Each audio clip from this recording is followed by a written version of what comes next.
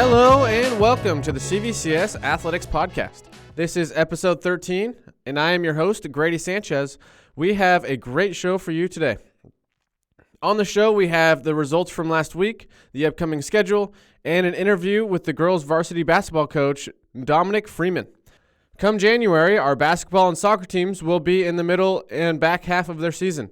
We will have Coach Chelly, Coach Wheel, and Coach Bonson on the show, and we will have some great student-athlete interviews for them to share their experiences here at CVCS. Thank you all for listening to the show today. Please give CVCS Athletics Podcast a follow, a like, a subscribe, and a rating. You can find us on all major podcast streaming services such as Apple, Spotify, and Google Podcasts. Please visit the CVCS Podcast Network website at cvcs.org/podcast for all the shows by our faculty members, chapels, and students. And now the results for the past few weeks. We go all the way back to December 7th, where the girls' soccer team beat Tarvet Vitura 11-0. The boys' basketball team played Rancho Buena Vista, and they lost 67-52. Then they played Victory Christian, and they won 62-54. The boys' soccer team played Webb, and they lost 2-0. The girls' soccer team also played Webb on December 12th, and they lost 2-0. The girls' basketball team played Santa Margarita in the Sunny Hills tournament, and they lost a close one, 63-51. The boys' soccer team played Fairmont Prep, and they lost 9-0. The girls' basketball team played Sunny Hills, and they beat them 66-58. The girls' basketball team then played Hesperia, and they won 60-39. And then the boys' basketball team played Xavier Prep, and they won 82-45. Then the boys followed up with a game against Shadow Hills, winning the game 60-47. And then the girls' basketball team played Sonora, and they won 62-42. The girls and boys' basketball teams went on a little hot streak right there, winning 3 games and 2 games apiece. And to round out the remaining schedule is going to be the girls' soccer team, who lost to Fairmont Prep 5-0, then made a comeback and beat Oxford Academy, winning 6-3. Keep working hard on the court and on the field, and go Eagles!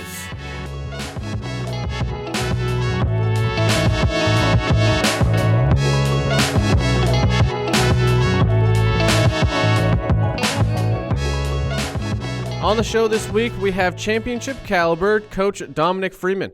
Coach Dom has a long history of coaching winning teams. He got his first start as an assistant coach at Long Beach City College. Then he coached at Lakewood, Valley Christian, and then Biola before coming to CVCS. In the 2021 basketball season at CVCS, Coach Dom and his team won the CIF title, and what a great celebration that was in the hallways that week. Coach Dom continues to pour his knowledge and winning tradition into the women's program. He also serves CVCS as an elementary and junior high PE teacher. Coach Dom, it is so great to have you here on the show this week. Thank you for taking your time with us and being here. We have some exciting news out in the world. I know you're a big Dodgers fan. Shohei Ohtani, how you feeling about that just off the top here on the show? Oh, man, over the moon, excited. I think a lot of people know I'm a huge Dodger fan, so this past weekend was, excited.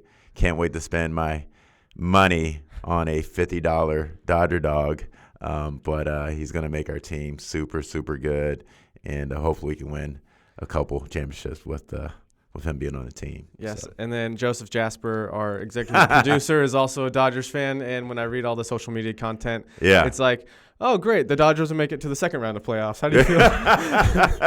Our hope and goal, especially after the last 2 years, is to make it out of the first round.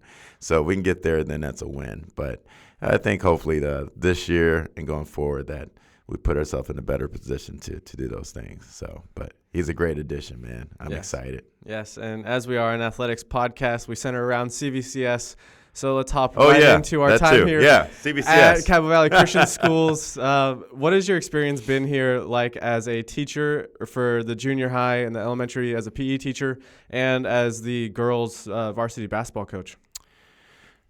Man, it's been a real blessing, honestly, more than I can ever imagine. And I've been to different places as a coach, a teacher, and this has been a really special place for me to be here and teach and mentor and coach. And it's been a blast. It's really helped me out personally, just being here. And I think we probably need another podcast to express the different emotions I go through on a daily basis here, but it's all in good nature, and it's, I think honestly it's helped me be more of even a Christian, honestly, and so that's been the biggest blessing out of all of just being here. So I'm thankful, and wake up excited about being here, even if it's a Monday or Tuesday. I'm like, let's go. So it's been nice. Yeah, just to dive a little deeper on your growing in faith here at CBCS is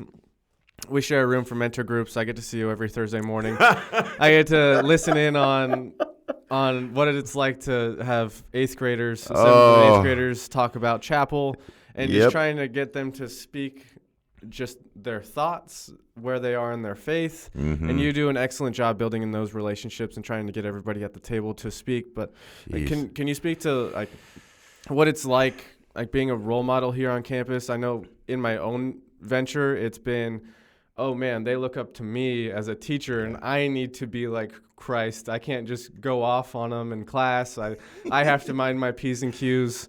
Like, how has that helped you in your faith, or what is your perspective on being that role model and being that leader here on campus? Well, I take pride in that, and I value that. How I carry myself, how I walk around. I think just not just speaking about it, but just actually modeling is probably what I prefer the best. And with those boys, and again, thank you for allowing us to use your classroom. Yeah.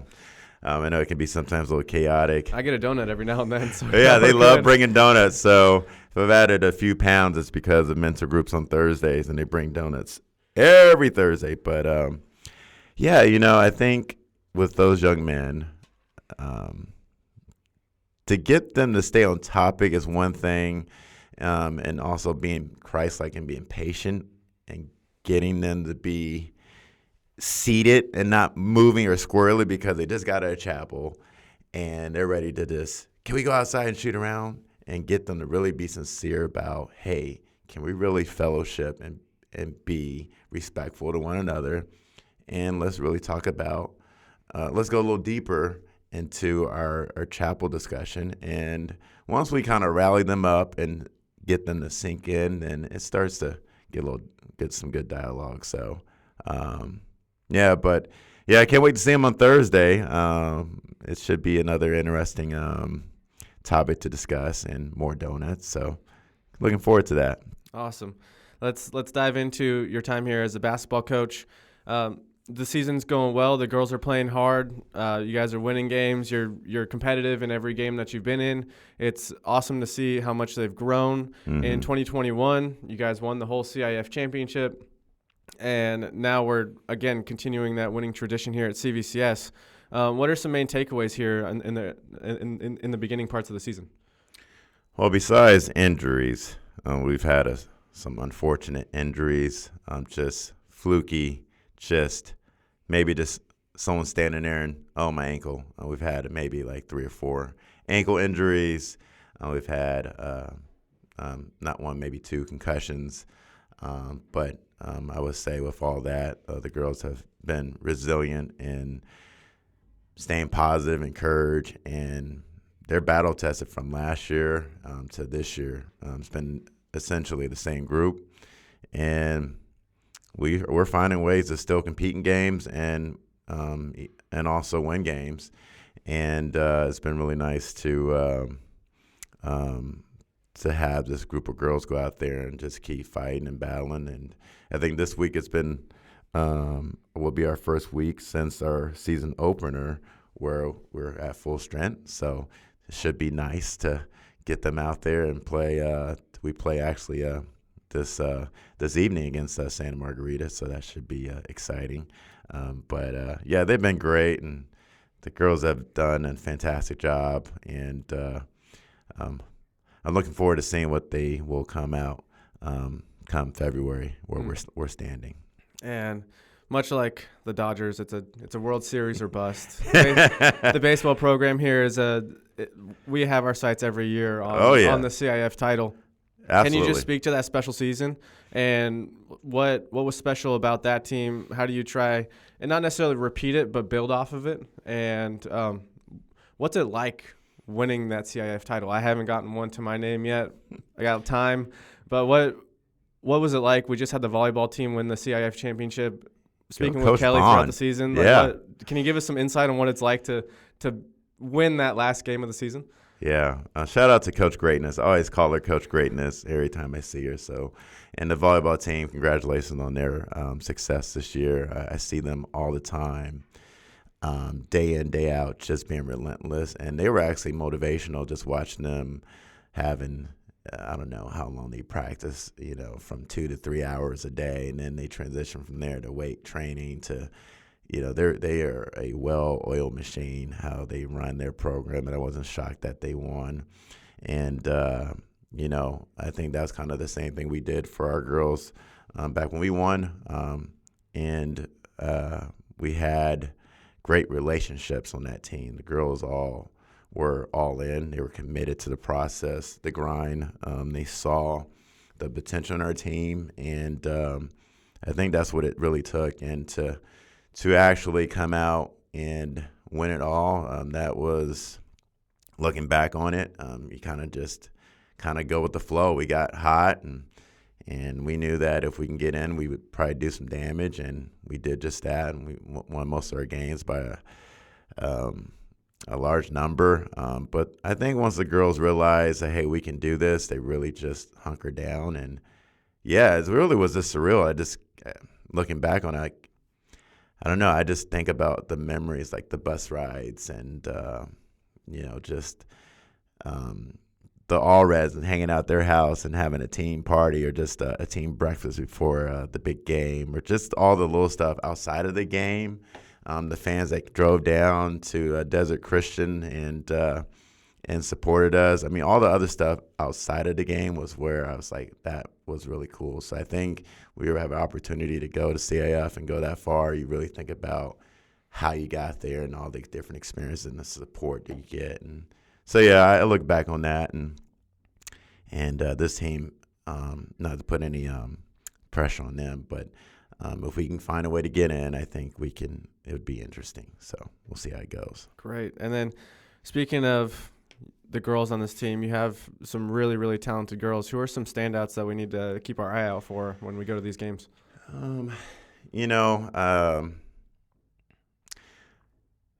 Andrea Rico for me, and I always start with her.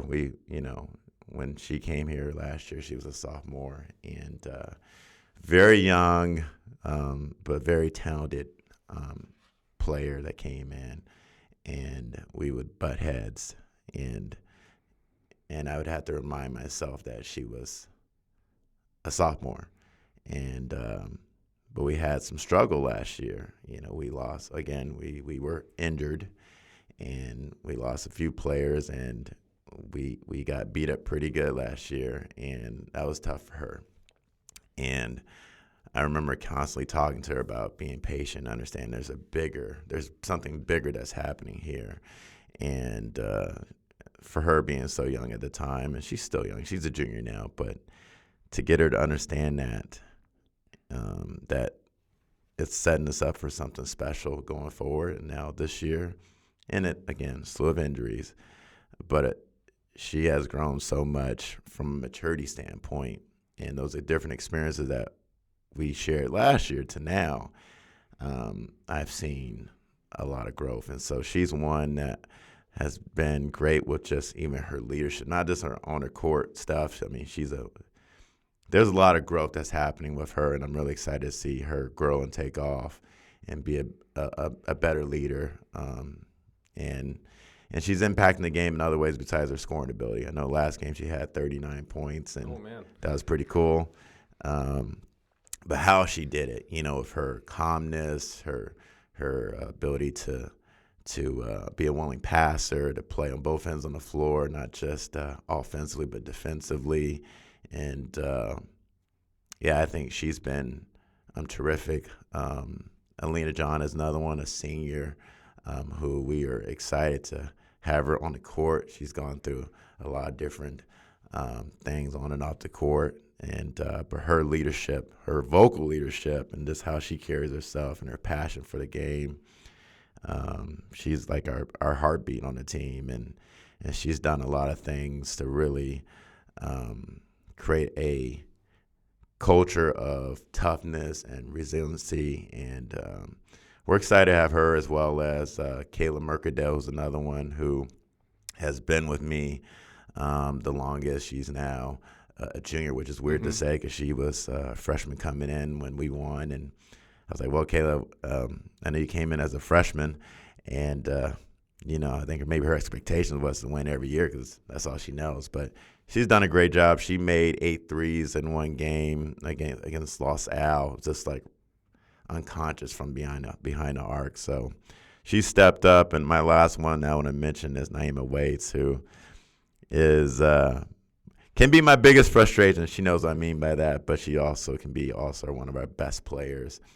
And I love our banter and just trying to motivate her to see herself bigger than what sometimes she plays like on the court. And so I can go down a list from all the players we have, but they've done an exceptional job, and we have a lot of other girls who are a little bit on the younger side or a little inexperienced, and they have raised their game. So those are just a few of the girls I wanted to shout out and tell them they're doing a great job. Yeah, that is a strong core. We have Alina, who's a senior, and then the other 3 girls, they're juniors, I believe. Or yeah, is Naya a senior? Naima's a senior. Naya's a senior too. That's so right. We're leaning heavily on some of our experience from our juniors and seniors, and our young pups are getting a lot of experience now, and they've helped us a lot too.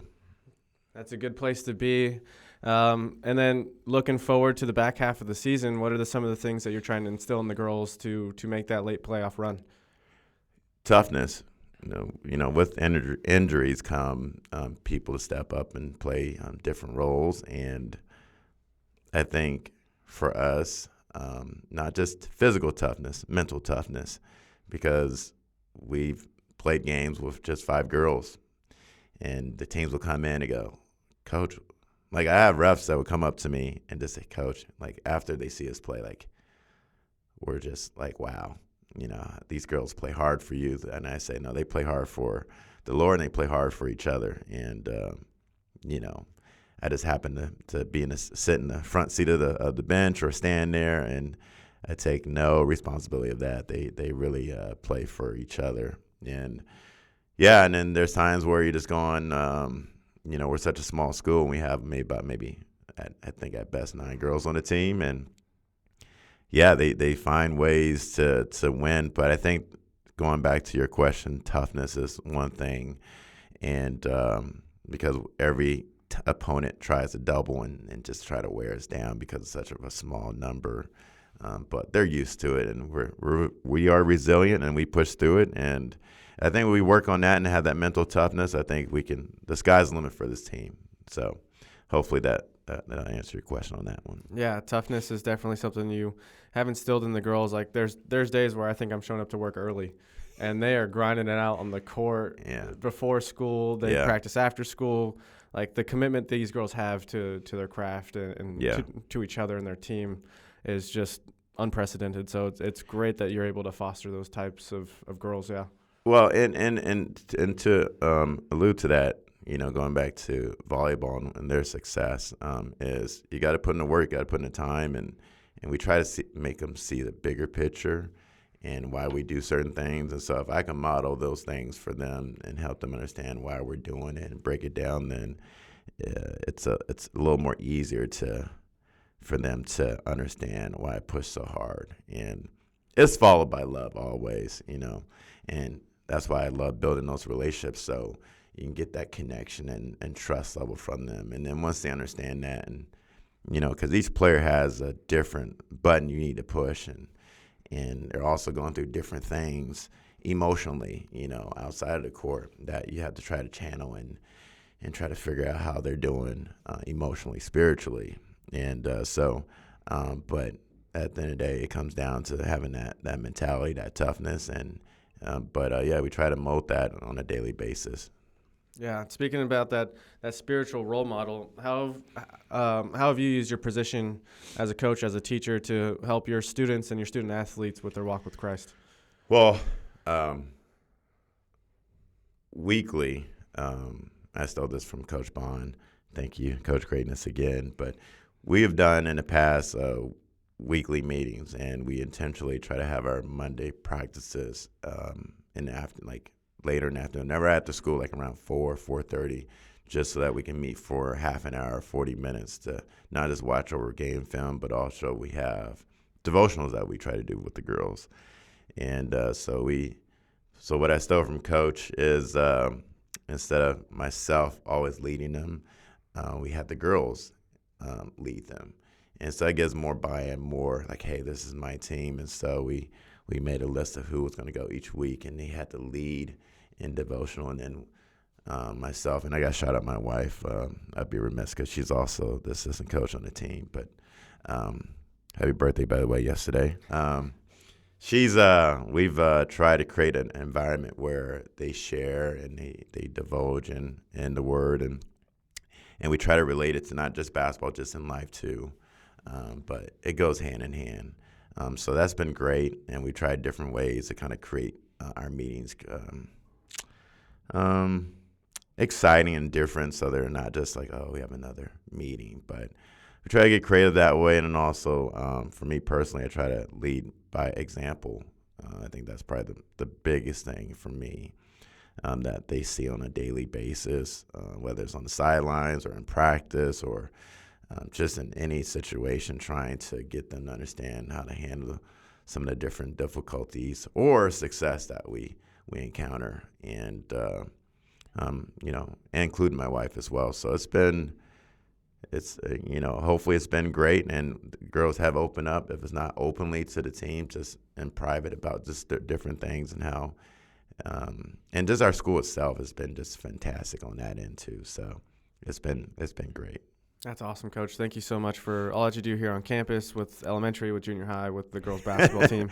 All levels. You are truly a man of all ages, and your influence is definitely profound here on campus. So thank you for all that you do, all the time that you put in, and the results speak for themselves. You're creating young men, young women of Christ, and you really do an awesome job. So thank you for being on the show this week. Thank you for your time, and we appreciate you as always. Thank you. And I would like to say thank you, Coach, too. This is exciting to be able to do a podcast and talk about just our school, our sports, and you're doing a great job too. So I wanted to make sure I said that, and I was really excited about coming in, at least just, if it's not just a podcast, just having bro time and That's talking. Right. So, and thank you for allowing me to talk about my daughters too. That's cool too. Yeah, absolutely. Dom, thank you so much for being here, and we'll see you soon and catch up with you guys on the playoff run. Thank you. And that's it for this week. Thank you to Coach Freeman for coming on the show. Thank you all for listening. Have a Merry Christmas. We will get together back in the new year. In Eagles country, let's fly. This episode has been a production of the Capistrano Valley Christian Schools Podcast Network. Capistrano Valley Christian Schools is a Christian JK through 12 school in San Juan Capistrano, California. Be sure to check out, subscribe to, and leave a review of this show and the other shows on our network on your podcast player of choice. Doing so supports the school community in a multitude of ways. For more information about the CVCS Podcast Network or any of our other shows, check out cvcs.org or email podcasts@cvcs.org. On behalf of the whole network, this is Mr. Jasper saying thank you again for listening, and stay tuned for more.